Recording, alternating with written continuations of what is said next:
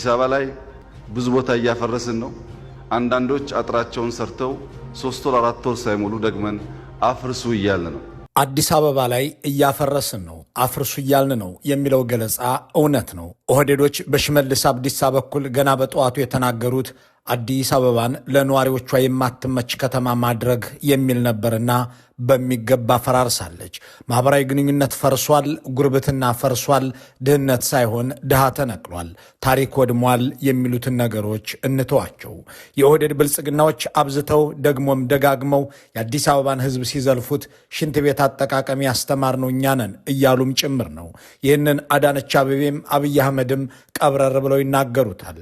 የአዲስ አበባን ሰው ከበሻሻ መተን ስራ ብናሳየው አይገባውም ያሉት 7ኛ ንጉሥ የመሆን የጥንቆላ ህልም አለኝ የሚሉት ጠቅላይ ሚኒስትሩ ናቸው። አዳነች አቤቤ የሴተኛ አዳሪዎች ከተማ ነበር ነፃ ወጣ ነው ሲሉ አዲስ አበቤ እናቱን ጠርቶ አባቱን አይደግምም ያሉትን የሌላኛውን የኦህዴድ ሰው የአንጋሳ ኢብራሂምን ሐሳብ ለማጠናከር ነው። ዛሬ የአዲስ አበባን ህዝብ እግራቸውን እያነሱ የሚዘልፉት አዳነች አቤቤዎች አዲስ አበባ ሲገቡ ምን ይዘው ገቡ የሚለውንም ሆነ ወደ ስልጣን ከመምጣታቸው በፊት ምን ይመስሉ ነበር፣ የትኛው የቱርክና የታይላንድ የአሜሪካና የኤሚሬትስ ሆስፒታል ሰርቶ ለወጣቸው የሚለውንም እንትወው። የአዲስ አበባን ሰው ስራ ብናሳየውም ከሴተኛ ዳሪነትም አልወጣለን ለሚሉት ለእነዚህ ኦህዴዶች ባለጸጋ የሆናችሁት በሰሩት መዳፎቻችሁ ነው ወይስ በሰረቁት እጆቻችሁ የሚለውን ጥያቄ መጠየቅ እንለፈው። ህዝብን ማዋረድና መዝለፍ፣ መግደልና መዝረፍ የብልጽግናዎች ፖሊሲ ሆኖ የቀጠለ ቢሆንም የአዲስ አበባን ህዝብ ደግሞ ሲወለድ አባት የሌለው ሲያድግ በሴተኛ አዳሪ እናቱ ገንዘብ የሚቀለብ ሲኖር ስራ የማይወድ እያሉ ከውልደቱ እስከ ሞቱ ድረስ ደጋግመው የሰደቡት እነሱ ናቸው። በዚህም ሳይበቃቸው ካዛንችስን የሐሽሽ መንደር ብለው አካባቢውና ነዋሪው ሻጭና ሐሽሽ ነጋዴ አድርገው ይናገራሉ። ጠቅላይ ሚኒስትሩ የአዲስ አበባን ህዝብ ሽንት ቤት አጠቃቀም የሚያውቅ እኛ ያስተማርነው ነው ብለው ያወጁትን ከንቲባዋ ከደገሙት በኋላ አብይ የአዲስ አበባ ህዝብ ስራ አይወድም፣ አይችልም፣ አንዳንዱ ሰፈር ሙሉ ሌባ ነው እያሉ በመዝለፍ አጎላምሰውታል። የአዲስ አበባ ህዝብ በከተማው ባይተዋር ሆኖ ከመሃል በገቡ ኦህዴዶች እየተነቀለ ወደ ዳር ተጣለ የሚለውን ብሶት የሚያስደምጥ ዘፈን ሲሰማ ደግሞ ከንቲባዋና ጠቅላይ ሚኒስትሩ ጸጉራቸውን ሲነጩ ከርመዋል። ነዋሪው ቆጥቦ የሰራውን ቤት ለዘመዶቻቸውና ለካድሬ ሰጥተው የተወዳጁበትንም ቤት አገኛለሁ ብሎ የኮንዶሚኒየም ቁጠባ ሲያደርግ ኖሮ አናውቅህም የተባለበትን ውሳኔ እንትወው። በአዲስ አበባ የፈጠሩትን የከተማ ድህነትና መፈናቀል የምንርሳው። ተጋግዞ እንዳይበላ ነፍስ እንኳን እንዳይተርፍ ምግብ ቤቶች ለድሃዎች ምግብ መስጠት የከለከሉበትን ፖሊሲም እንዝለለው። ከአዲስ አበባ ውጭ ያለውን አገር በጦርነትና በድህነት እንዲማቀቅ አድርገው ወደ አዲስ አበባ እንዲሰደድ ያደረጉበትንም ተግባር እንለፈው።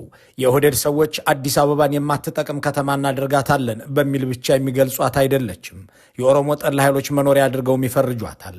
ዋናዎቹ ኦሮሞ ጠሎች የኦሮሞን ህዝብ በድሮንና በመድፍ ሲያረግፉ የሚውሉት ራሳቸው ኦህዴዶች ቢሆንም ፈርሜ የምልከው ነው በሚሉት ድሮን የወለጋና የሸዋን የባሌንና የጉጂን ኦሮሞ ሲገድሉ የሚውሉት ራሳቸው ጠቅላይ ሚኒስትሩ ቢሆኑም የአዲስ አበባን ከተማ ግን ኦሮሞ ጠል ህዝብ በብዛት የሚኖርበት አድርገው ይገልጹታል። የአዲስ አበባን ህዝብ ከቤተ መንግስቱ በ4 ኪሎ ሜትር ራዲየስ ውስጥ ነቃቅለው ከማባረራቸው በፊት ፒያሳና 4 ኪሎንም ከማፈራረሳቸው አስቀድሞ አዋሬና ካዛንችስን ከማጽደታቸው ጥቂት ዓመታት በፊት የእነዚህ አካባቢዎች ነዋሪ ለመንግስት እንደማይታመን በፓርላማ የተናገሩት ጠቅላይ ሚኒስትሩ ናቸው። ወታደሮች ቤተ መንግስት ሲገቡ መንግስት የተነካ ብለው ከለገጣፎና ሰበታ ገበሬዎችና ወጣቶች ወደ እኔ እየመጡ ነበር ሲሉ አጠገቢ ያለው የ4 ኪሎና ካዛንችስ ህዝብ ይህንን መንግስት እንደራሱ መንግስት ያየውም የሚታመንም አይደለም ብለው መማመን ነው። ይህንን አለማመንም ጠቅላይ ሚኒስትሩ ሲናገሩት ቤተ መንግስቴን የከበበው ህዝብ ሰላይ ነበር በማለት ነው። ኦህዴዶች አገር መምራት አይችሉም የሚለው ክርክር በተግባር የተረጋገጠ አብይ አህመድ አገር ማስተዳደር አይቻላቸውም የሚለው በአልጀዚራ ጭምር የተነገረ ቢሆንም እነሱ ግን የከተማ ቀያሽና ስዋቢ ለመምሰል ሲሞክሩ የሚያስተዳድሩትን ህዝብ ቁጥር እንኳን አያውቁትም። ጠቅላይ ሚኒስትሩ የአዲስ አበባ ህዝብ እኔ ስልጣን ሲይዝ 3 ሚሊዮን ገደማ ነው ይሉና አሁን በዕለት ምግብ 6 ሚሊዮን የአዲስ አበባ ተማሪ እየቀለቡህ ነው ብለው ኮስተር እያሉ ይናገራሉ። ይህ ጸረ አዲስ አበባ የሆነው የታቀደና የተተገበረ ፖሊሲ ህዝብ በመዝለፍና በማዋረድ ብቻ የሚገለጥ ሳይሆን በማፈናቀልም ብቻ ሳይሆን በመግደልም የሚረጋገጥ ነው። 30 የሚደርሱ ሰዎችን በአልሞ ተኳሽ ወታደሮች ገደልን ብሎ በቴሌቪዥን ያስነገረው የብልጽግና መንግስት ይህንን ያደረገው አዲስ አበባ ላይ ነው። የአየር ኃይሉ አዛዥ ማንም ሰው ኦሮሚያን አልፎ አዲስ አበባ አይገባትም ብለው ሲዝቱ ጀቶቻቸውን በማን ላይ ሊያሰማሩ ይሆን እንዲል የሚያስብል ነው። የኦህዴድ ብልጽግና ጸረ ሰው ተግባሩ የታወቀ ቢሆንም ጸረ አዲስ አበባ አንደበቶቹና ተግባሮቹ ግን እምብዛም መወያያ አይሆኑምና በዚህ ዝግጅት እንመለከተዋለን። ከዚያ በፊት ግን በዚህ ጥንቅር የኦህዴድ ባለስልጣናት የአዲስ አበባን ሕዝብ ለጆሮ በሚጎፈንኑ ቃላት ሲዘልፉት ለማሰማት የተገደድነው የእነሱን ነውር ለማሳየት እንደሆነ ማሳሰብ እንፈልጋለን። ዋልጌ አንደበታቸው ለሚያስደምጠው ክፉ ቃልም አስቀድመን ይቅርታ እንጠይቃለን። አዲስ አበባ ለስራ ጉዳዩን ለፈለገው አዲስ አበባ ከተማ ወይ ፊንፊኔ ከተማ በመምጣት ከሴተኛ አዳሪ ጋር አባት ትግሬ ሊሆን ይችላል፣ ኦሮሞም ሊሆን ይችላል፣ የፈለገ ብሔር ሊሆን ይችላል። አድሮ ያለ ኮንዶም በመተኛት እናትን አስረግዞ ሄዶ እናት ያለ አንድ ቀን ያላየችውን አባት አርግዛለት ወልዳ ልጁን ስታሳድግ ስሙን የአባት እንኳን መስጠት ስላልቻለች በሌላ ስም እየጠራች ያደጉ የቡና ቤት ልጆች ናቸው አዲስ አበባ የሚባል።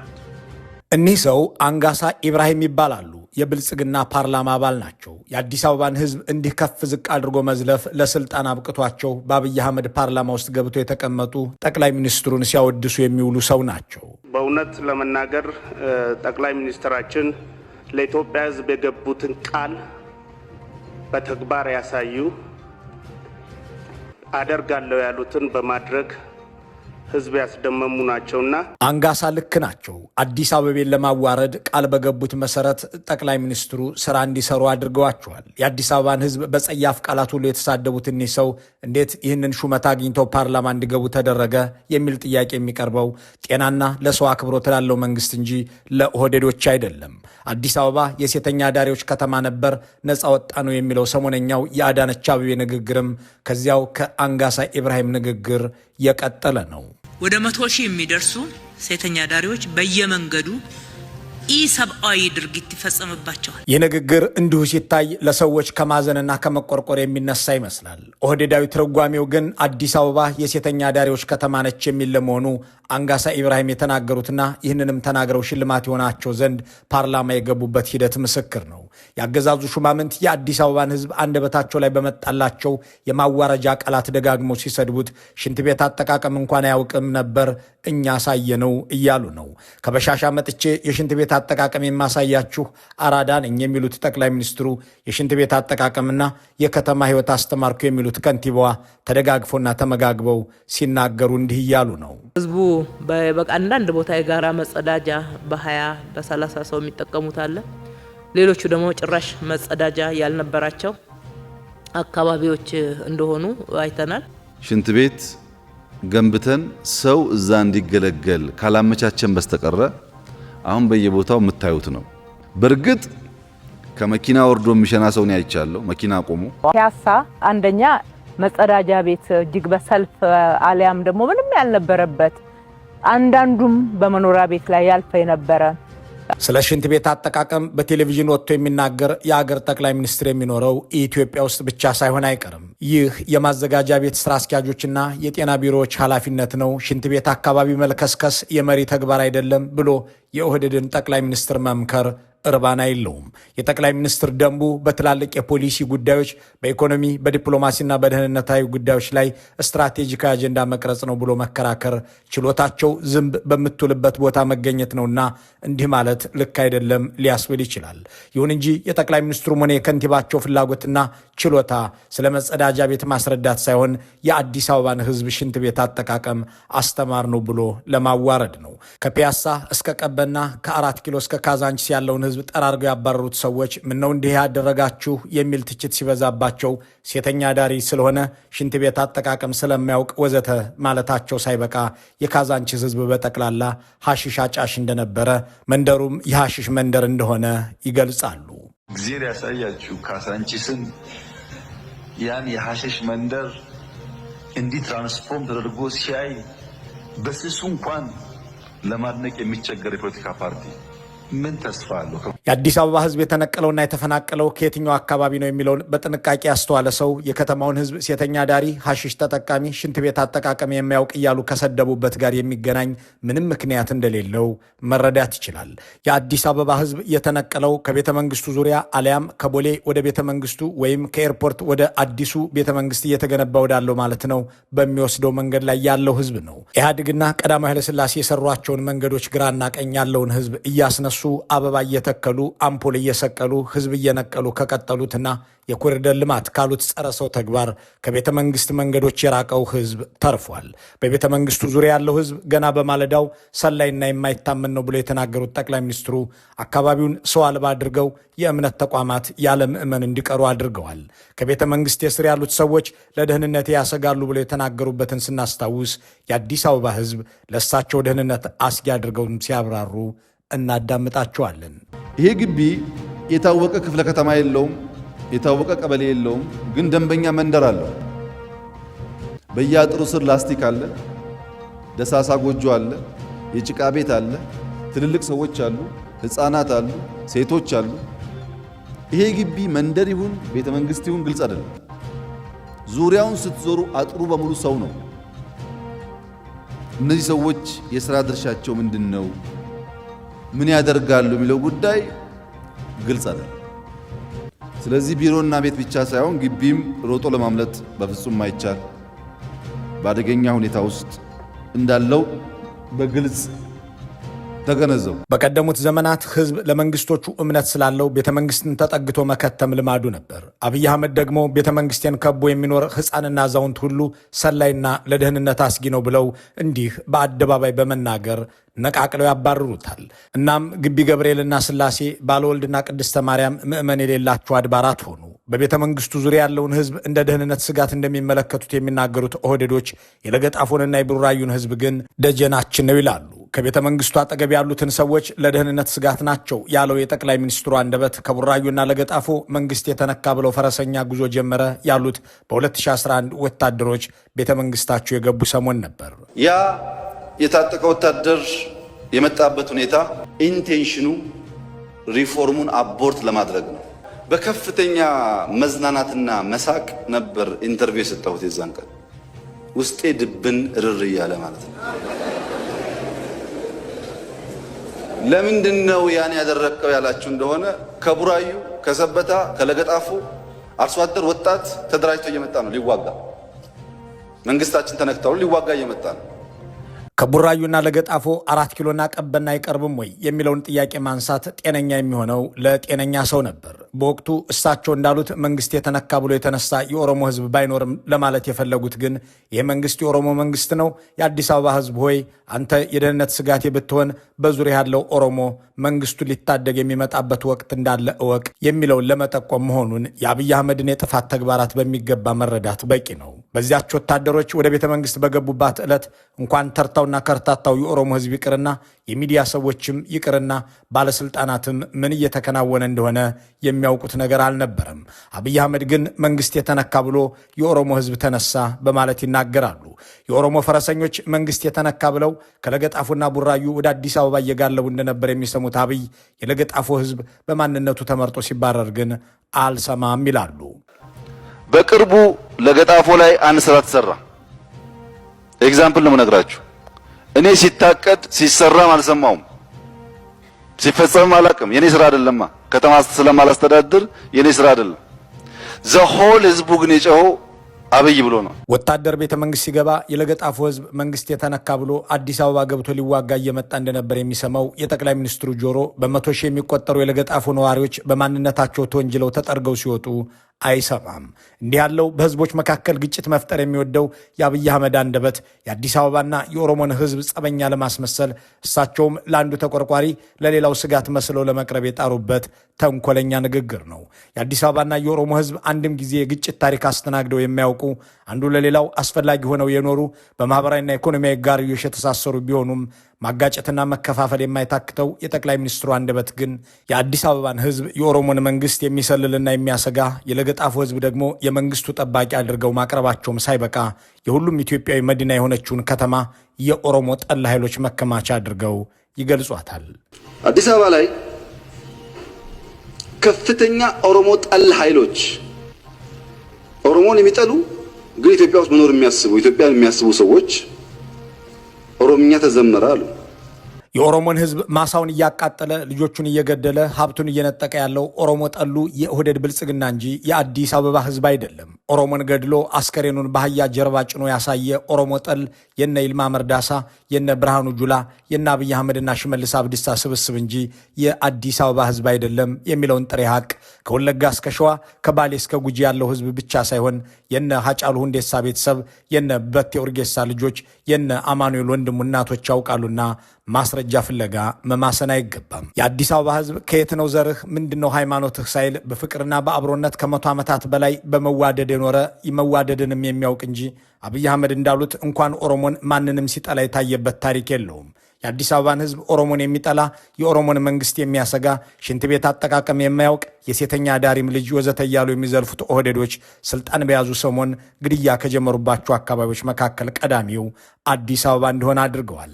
ጅጅጋ ከተማ ሄደው ቤተ ክርስቲያን አቃጥለው ካህን ገድለው ከተመለሱ ከሳምንታት በኋላ በቡራዩ ህዝብን ሲያጨፋጭፉ የአዲስ አበባው ሰው ግድያ እንዲቆም በሰልፍ ወጥቶ ተማጸነ። አብይ አህመድም አልሞ ተኳሽ የኦሮሚያ ልዩ ኃይል አባላትን በመከላከያ ልብስ አሰማርተው ገደሉ። ከዚያም ጄኔራል ደግፌ በዲ የተባሉት የአዲስ አበባ ፖሊስ ኮሚሽነር ባለስልጣን 28 ሰው ገድለናል የሚል መግለጫ አሰጡ። ሰሞኑን በአዲስ አበባ በተፈጠረው ሁከትና ግርግር 28 ሰዎች መሞታቸውን የአዲስ አበባ ከተማ አስተዳደር ፖሊስ ኮሚሽን አስታወቀ። በተለይም ከመስከረም 2 እስከ መስከረም 17 2011 ዓ.ም ባሉት ቀናት ችግር ተፈጥሮ እንደነበር ተገልጿል። በሁከቱም የድብደባና በስለት ወንጀሎች ተፈጽመዋል ያሉት የአዲስ አበባ ከተማ ፖሊስ ኮሚሽነር ሜጀር ጄኔራል ደግፌ በዲም በከተማዋ የተለያዩ አካባቢዎች 28 ሰዎች መሞታቸውንና በጸጥታ ኃይሎች ደግሞ 7 ሰዎች መገደላቸውን አስታውቀዋል።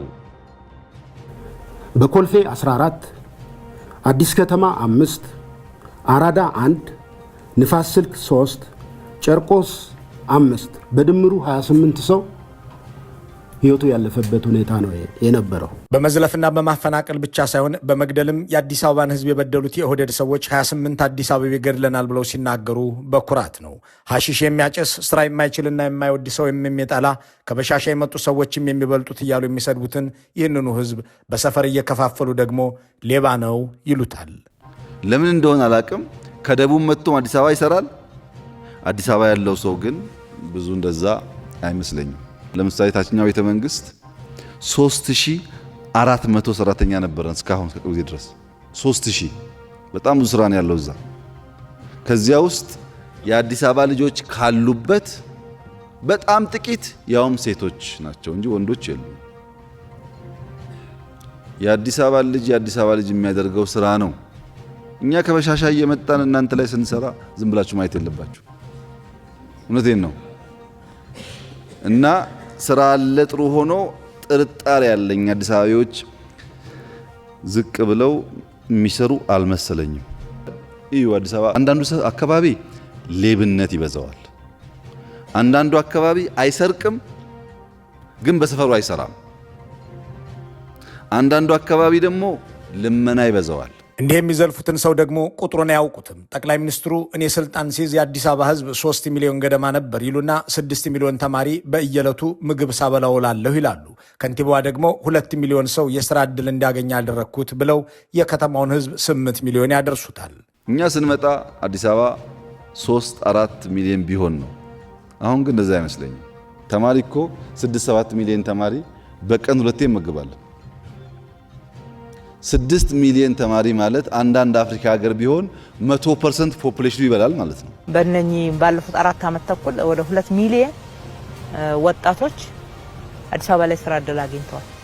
6 ሚሊዮን ተማሪ በአዲስ አበባ እንዳለ የሚናገሩት ጠቅላይ ሚኒስትርም ሆኑ ለ2 ሚሊዮን ሰው የስራ ዕድል አስገኘው የሚሉት ከንቲባዋ ጥንቅቅ ያለ ውሸት እየዋሹ ለመሆናቸው መከራከሪያ ለማቅረብ የራሳቸውን ሰነዶች ብቻ መጥቀስ ይቻላል። ቢያንስ ባለፉት የብልጽግና የመግዛት ዓመታት ውስጥ በአዲስ አበባ 6 ሚሊዮን ተማሪ እንዳልተመዘገበ፣ የከተማው ነዋሪም ከ3 ሚሊዮን ወደ 8 ሚሊዮን እንዳላደገ ግልጽ ቢሆንም ለዘለፋ የሚንጠራራው ብቻ ሳይሆን ሐሰት ለመናገርም የማይታክተው የገዢዎቹ አንደበት ግን ቁጥርን ይደፍራል፣ ይደረድራል። አሁን ጥያቄው እንደገና ይነሳ። የኦህዴድ ገዢዎች የአዲስ አበባን ህዝብ እንዲህ መግደል፣ ማፈናቀልም፣ መዝለፍና ማዋረድም ለምን አስፈለጋቸው?